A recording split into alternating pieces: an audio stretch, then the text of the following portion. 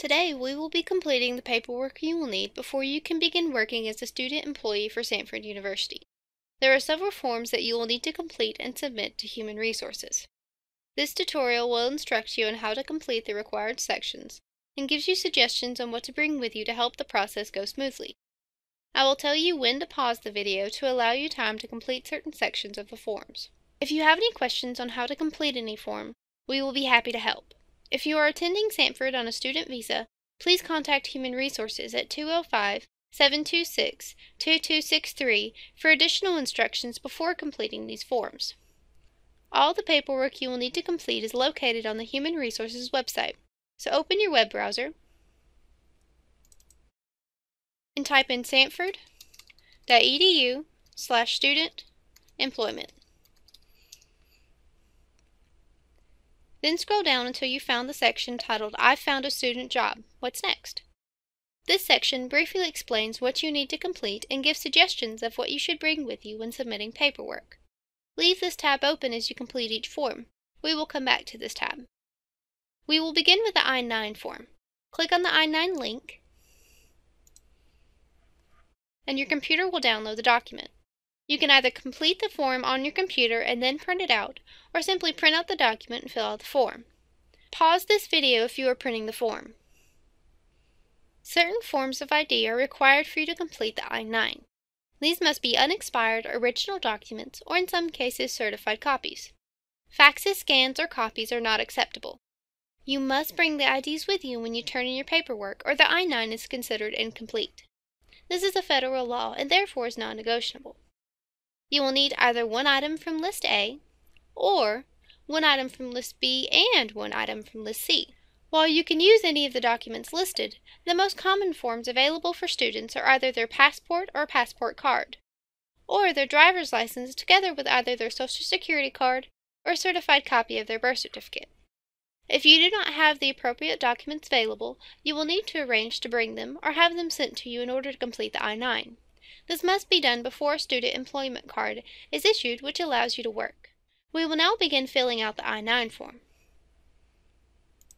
For this tutorial, I will be entering in information for a fictional student employee named Jane Doe as an example of how certain things will appear. For Section 1, we will enter our last name, then our first name, our middle initial. There is a space for other names used. Complete this field if you have ever gone by a different name. For instance, if you have ever had a legal name change or if you were ever married. You will need to list the other name you used. For example, Jane is adopted, so she will enter her birth name, Jane S. Smith. If you have never had a name change, leave this space blank. We will then enter our address, and now this is your home address. Apartment number if it applies, home city, home state. We will then enter our date of birth using the format of month, date, and year. Then our Social Security number. If you do not have a Social Security number, please contact Human Resources at 205-726-2263. You can enter your email if you want to, but it is not required. Then a telephone number.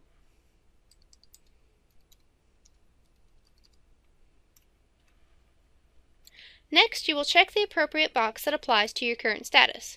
You will select only one of these boxes. Jane is a citizen, so she will check the box beside a citizen of the United States. If the box most appropriate for you is an alien authorized to work, you will need to stop here and go to the video tutorial for international students using the link you see on the screen. If you selected any of the boxes requiring additional information, please pause this video and complete that now. If you have not already printed this form out, do so now, then sign and date the form. If you need more time to complete this form, pause the video now. When you have completed the remaining forms, you will bring them along with the ID described earlier in this section to a Human Resources staff member so they may complete the employer section of the I-9. Next, we will complete the A4 form. Go back to the Student Employee tab and click on the A4 form. Once again, you can either complete this on your computer or print this out immediately. Pause this video if you are printing the form. If you have questions on how to complete this form, we will be happy to help. If you have questions regarding which options to choose when completing this form, you may consult your tax professional or contact your parents. We are not permitted to give tax advice. We will begin by entering our name,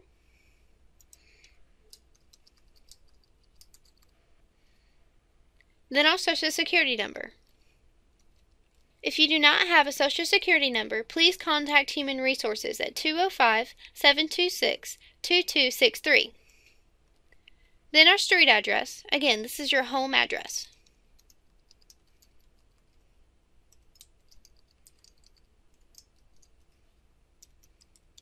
Please read each question and complete either line 1, 2, or 3.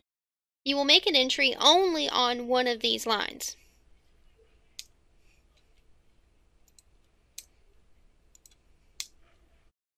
Entering a 0 on line 1 will withhold at the highest rate.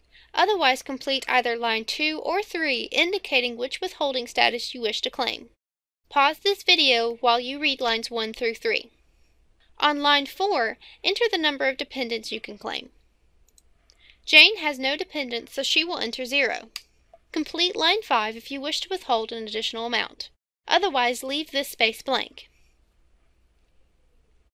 If you have not already printed this form out, do so now, then sign and date the form. If you need more time to complete this form, pause the video now. Now that the A4 form is complete, we will begin working on the W4 form. Go back to the Student Employee tab and click on the W4 form. Once again, you can either complete this on your computer or you can print this out immediately. Pause this video if you are printing the form. The center section of the W4 form is a worksheet that you can use if you would like, but this is not required. Only the section below the dotted line is required. If you have questions on how to complete this form, we will be happy to help. If you have questions regarding which options to choose when completing this form, you may consult your tax professional or contact your parents. We are not permitted to give tax advice. We will complete the personal information section just below the dotted line.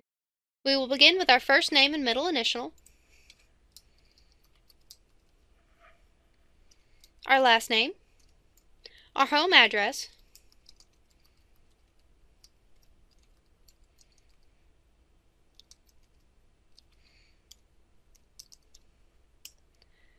and then our Social Security number.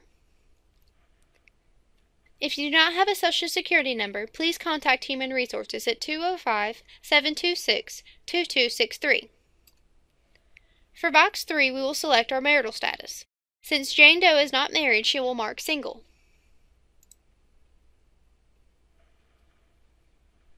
Complete box 4 if your name is different from your Social Security card. Since Jane's name is the same, she will skip this box. If you are claiming any allowances, complete line 5. Jane is not claiming any allowances, so she will enter 0 for this box. Complete line 6 if you wish to withhold an additional amount, otherwise leave blank. Complete line 7 only if you meet the conditions listed to be exempt from withholding. Completing this line could potentially cause you to owe income tax at the end of the year. If you have not already printed out this form, then you will need to print this now, then sign and date the form. If you need more time to complete the W4 form, then pause this video now. We will now complete the Confidentiality Agreement form. Go back to the Student Employment tab and click on the Confidentiality Agreement. Print this document out. Pause this video until you have finished printing this document. Once you have printed the document, read the document completely. Once you have read the document, complete the information at the bottom by printing your first, middle, and last name. Sign and date the document indicating that you agree to abide by the agreement, and then enter your SUID number. Your SUID number is located on your student ID card. If you need more time to complete this confidentiality agreement, then pause this video now. The last form is to set up direct deposit. You will need either a voided check or something from your bank showing the routing and account number for your direct deposit. If you do not have one of these, you can ask your bank to provide a form for direct deposit. If you do not have a bank account or are unable to obtain documentation, you may be asked to complete the PaySource card enrollment form when you turn in your paperwork to Human Resources. You will not complete both. If you have a voided check or documentation from your bank, we will now complete the direct deposit form. If you do not, you may skip this section. Go forward to the point where you see Resume displayed on the screen. Go back to the Student Employment tab and click on the direct deposit form. Once again, you can either complete this on your computer or you can print this out immediately. Pause this video if you are printing the form. Please read the information at the top of the page. Once you have read the information at the top, please mark if the deposit will be transferred outside of the United States. If you mark yes, additional information will be required when this form is submitted.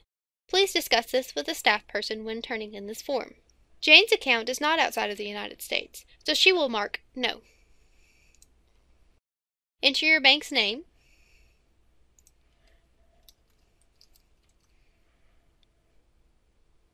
the routing number is shown in your check, and the account number is shown. Check the option indicating if this is a checking or a savings account. Jane's is a checking. If you have not already printed this form out, do so now and then complete the personal information at the bottom of the page. Sign and date the form. If you need more time to complete the direct deposit form, pause this video now.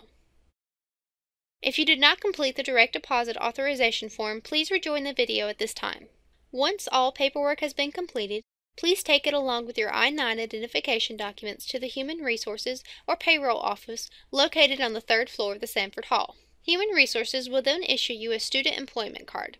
This card shows that you have completed all of the necessary paperwork and are eligible to work as a student employee. Show this card to your supervisor and then put it in a safe place. This card will allow you to work as a student employee throughout your time here at Sanford.